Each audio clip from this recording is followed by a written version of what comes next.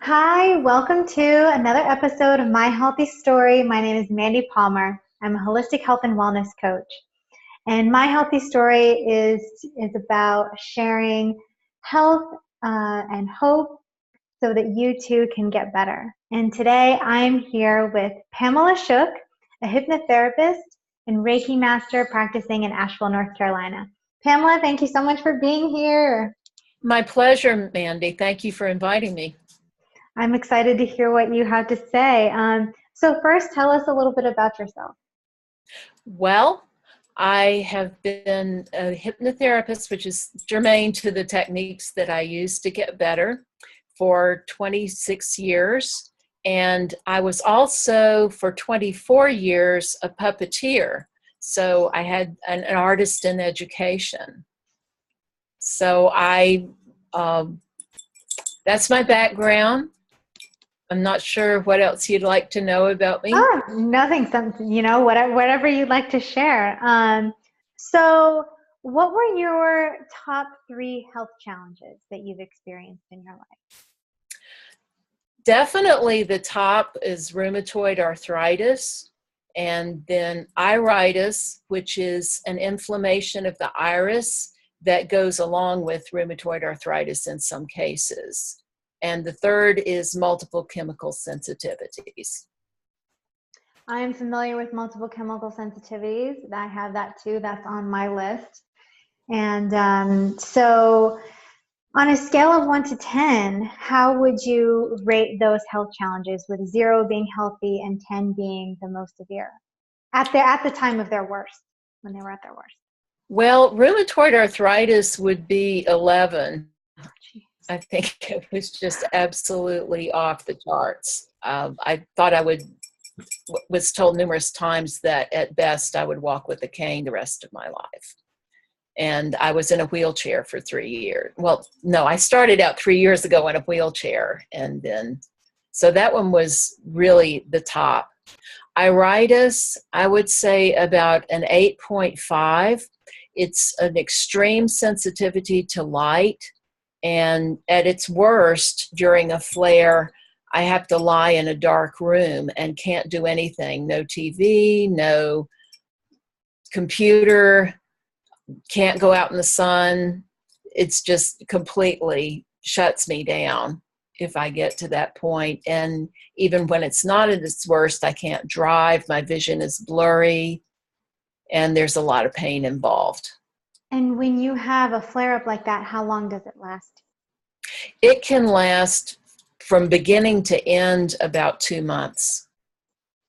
That's a long time to not be able to drive and feel like you need to be locked in a room. Right. Well, the period of being locked in a room is usually pretty short. The period of having blurry vision, not being able to drive, having to severely limit computer time can be up to 2 months. Mm-hmm. So I'd say that was about an 8.5. And then the third one, the multiple chemical sensitivities at its worst, I would say about an 8. I would get really ill if I was in a room where somebody had been smoking, even if it was in the past. And I couldn't even walk down the aisle at the grocery store where they sold household cleaners. I would get violent headaches if I just even took a few steps down that aisle. Yeah, I can relate to that. Cigarette smoke is has been one of my big triggers as well. That's a terrible smell. So you did share with us a little bit already, but what was it like living with these conditions? Can you elaborate on how it's affected your life? Well, it was very confusing for a long time because it took me 20 years to get a diagnosis from the first flare that I ever experienced until 3 years ago. And so it was just very confusing, a lot of doctor shopping.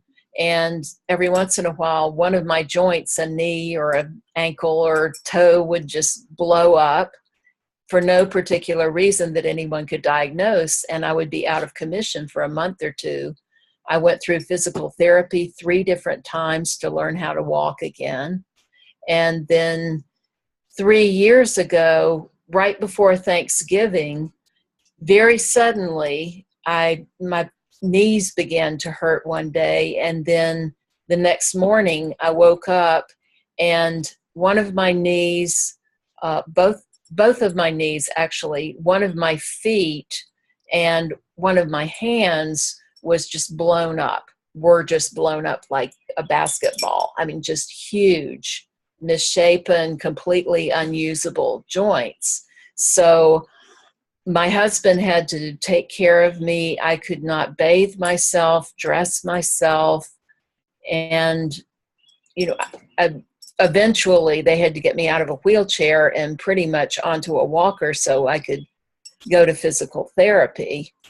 And then I progressed gradually from a walker to a cane.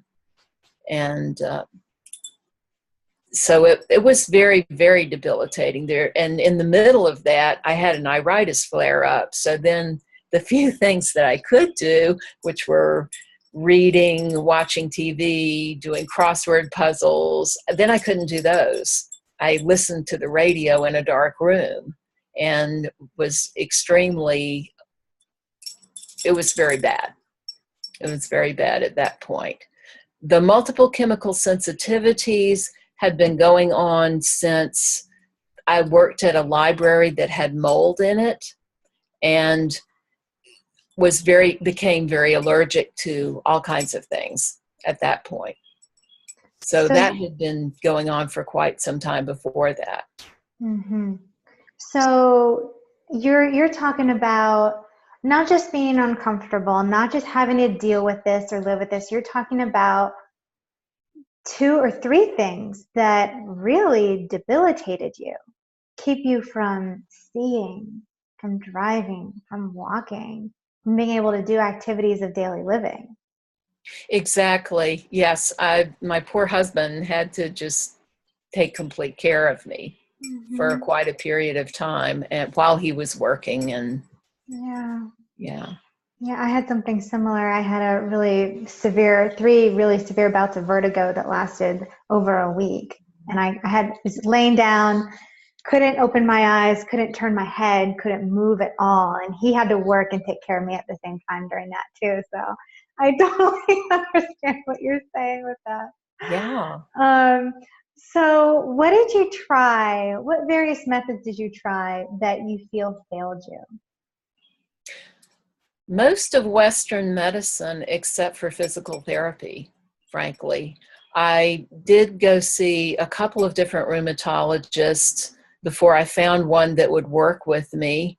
And they wanted to put me on methotrexate. They wanted to put me on biologics. And I've always been very much into alternative health, so that the idea of suppressing my immune system just sounded crazy to me. Mm-hmm. I just couldn't imagine that that was a good idea. Mm-hmm. So I refused those, and then, as nicely as I could, but still that would brand me as a non-cooperative patient. Mm-hmm. So that was very challenging.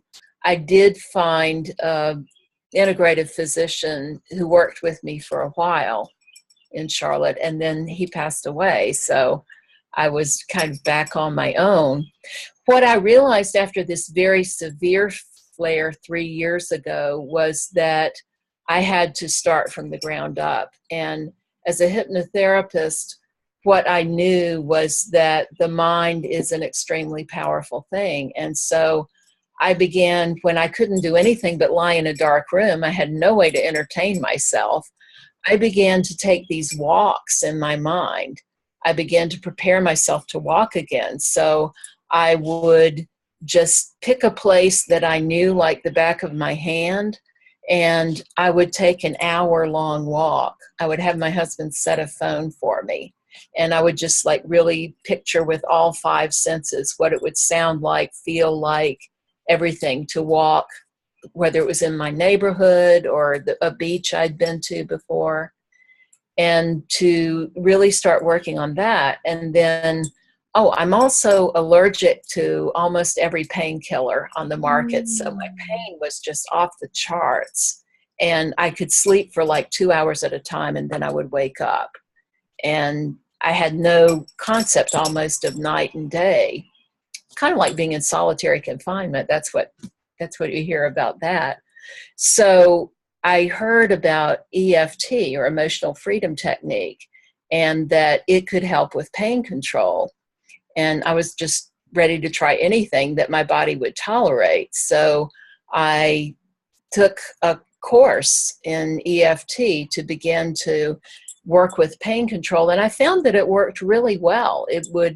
I could tap pain down from about a level 10 to a level 2 in a few minutes, and it would last for about 4 hours, which is about what I would have gotten from any painkiller. Mm-hmm. So that's what I did mostly for pain control. My doctor had put me on steroids also, and I lost 36 pounds in 6 weeks because I couldn't eat. So in the middle of all this, I was eating. My husband was like, you got to eat something. You got to eat something. So I'd eat maybe 400 or 500 calories a day. That's about all I could get in myself. So it was quite a transformation. Yeah. So you did a little bit of Western stuff, which is really just the physical therapy.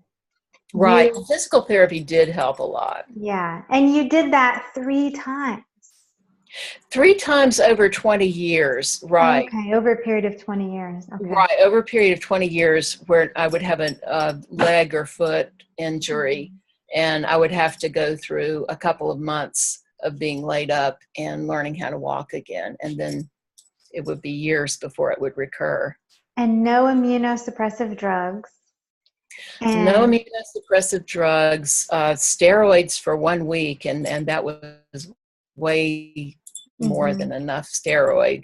Yeah, and you had an integrated physician that helped you for a little while. He did. He worked with mostly diet and exercise. Okay, wonderful. Some lifestyle factors. And then conquering the mind over matter, using tools that you knew how to use, that you use with your clients, and using that to really find some success. And like you said, you were taking walks in your head. I think that that's so wonderful, so fascinating. And how much do you feel like that helped you? I think that made all the difference, because before I started doing that, I really felt like my life was over, that I had no life. I really didn't. I laid in a dark room and listened to music. That was not the life I had envisioned for myself. And so to really take these principles that I knew and take them to the nth degree, and it helped me begin to believe, because once the subconscious mind believes that change is possible, the body will respond. And so I began to really shock my physical therapist with how much faster I was progressing. That's amazing. Yeah. And then the tool of the emotional freedom technique also. So that you said you used for in replacement of painkillers. How else do you feel like it may have helped you? How else do I feel like it may have helped me? Well, the same way that the hypnotherapy did. Again, it begins to block, not block, but it begins to unblock all of those negative beliefs that come in, and just extreme fear. There was so much fear connected with this. The isolation, and being told on top of that by almost every doctor I visited that you'll have to just learn to live with this. There's really nobody knows what causes it. We don't know what to do about it. So helping me to just counteract all of that belief system, I felt like I really had to be the one to believe in myself, and to believe in my ability to get better. You know, nothing hurts me more than when people hear from someone in a white coat that this is how it's supposed to be for them. They're not going to get better.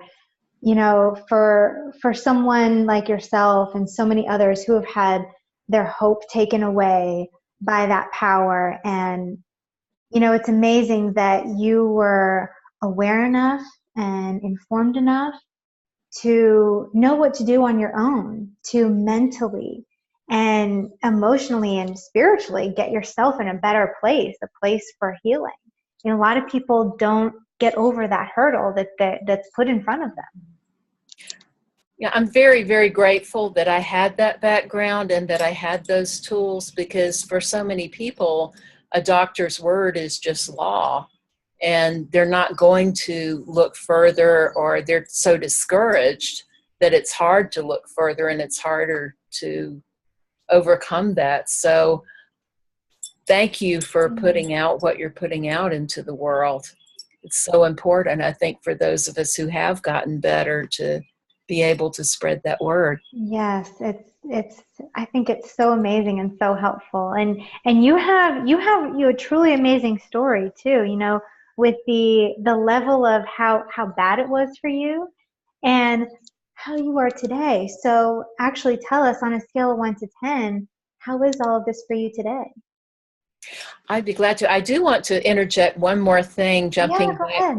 ahead. LDN, low dose naltrexone, was huge in my recovery. That was one piece of highly unconventional Western medicine that began to really turn it around, so that last winter I had no joint pain for the first time in over 20 years. I mean, none. And boy, was it cold last winter. It was. We had a week of single digits. So Yes, we did.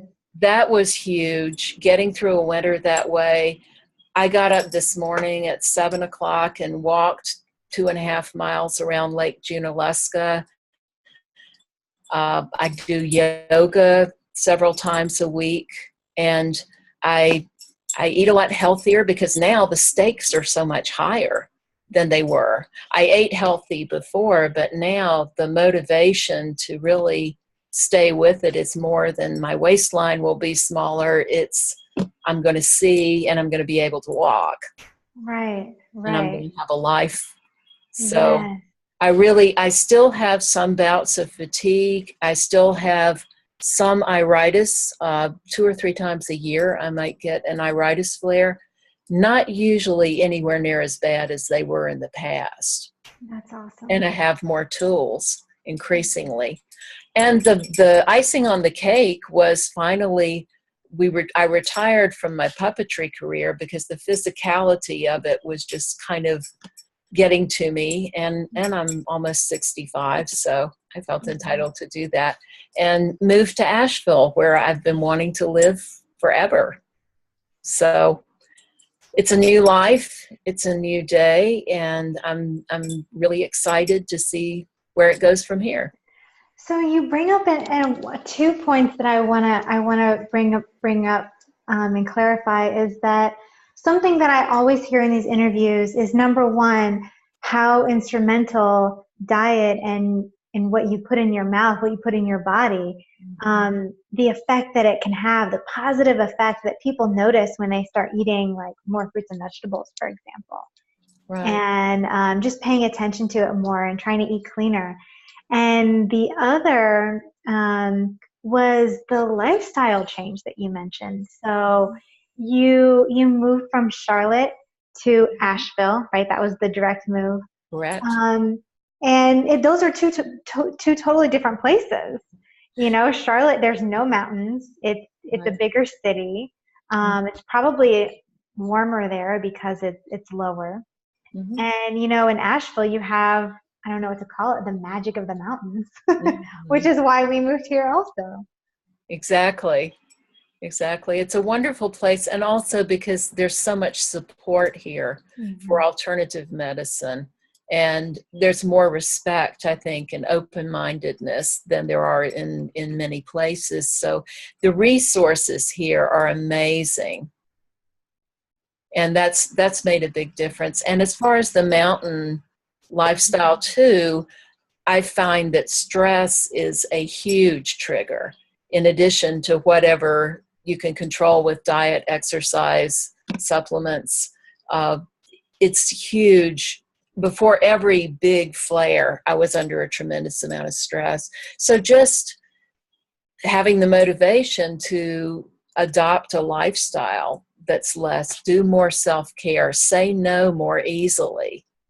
I'm much better at saying no than I used to be. Yeah, that can be a challenge for some people sometimes.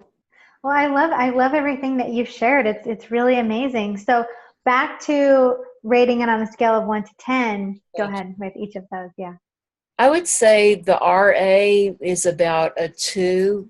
Sometimes I still have bouts of fatigue, but the joint pain just really almost 0.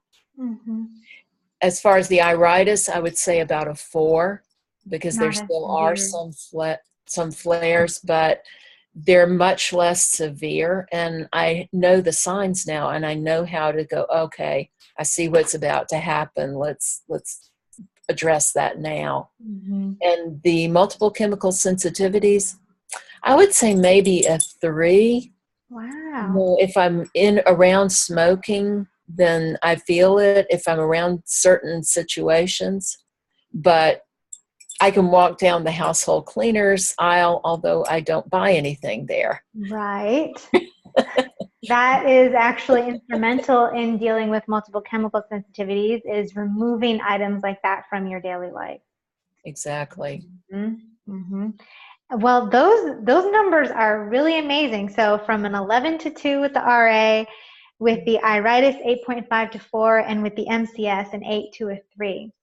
And I love the honesty with the numbers, because healing doesn't always take us down to a 0 with what we have going on, and that's okay. Improvements are enough for us to know that our body is doing that work every single day to get us better. And it really does work for us all the time.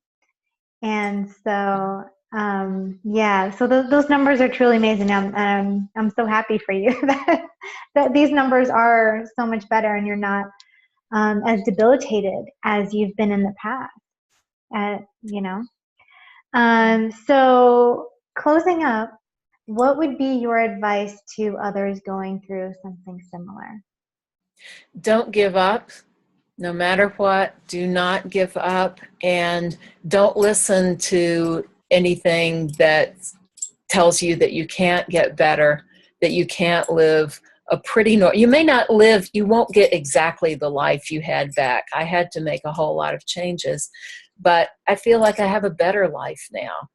I feel like I have a life that's much more in tune with who I really am and how I want to be living. So the losses long term, I'll take it.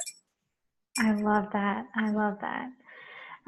Wonderful advice, Pamela, and thank you so much for coming up here and doing this interview and sharing your wonderful story with everyone. It truly is inspiring. Thank you so much, and thank you again for everything that you're putting out in the world, and Oh, nice to be a part of this. thank you. I appreciate it. What is your website, Pamela? We'll put it at the bottom of this interview. Thank you very much. www.pamelashook.com. Easy. Okay. So everyone, thank you so much for joining us for My Healthy Story, an interview series to inspire health and hope. Like I said, you'll see Pamela's website link down at the bottom of this interview on my website, which is Mandi with an I, Palmer.com. Thank you.